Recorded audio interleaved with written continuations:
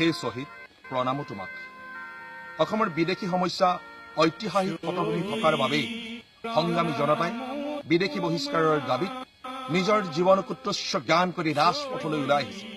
অসম আন্দোলন আছিল অসমৰ সংগ্ৰামী জনতাৰ পঞ্জীভূত ক্ষোভৰ স্বতঃস্ফূৰ্ত বহিঃপ্ৰকাশ। আজি 10 ডিচেম্বৰ, যোৱা 3টা দশক ধৰি এই দিনটোতে অসম আন্দোলনত শ্বহীদ হোৱা সংগ্ৰামী বীৰসকলক অসমৰ জনগণে শ্ৰদ্ধাৰে সোঁৱৰণ কৰি আহিছে। এইবাৰ ৰজাঘৰেও অতি আড়ম্বৰপূৰ্ণভাৱে শ্বহীদক শ্ৰদ্ধাঞ্জলি জ্ঞাপন কৰিবলৈ এক অনুষ্ঠানৰ আয়োজন কৰিছে।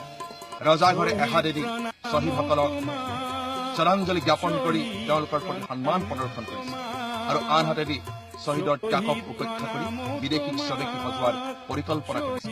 ইয়ে শ্বহীদসকলক ত্যাগ আৰু সপোনক অৱমাননা কৰিছে। আমি আশা ৰাখিছো ৰজাঘৰে বিদেশী বহিষ্কাৰ সমস্যাক লৈ সস্তীয়া ৰাজনীতি নকৰি অসম চুক্তি কাৰ্যকৰীকৰণেৰে বিদেশী সমস্যাৰ স্থায়ী সমাধান কৰক। জয় অসম।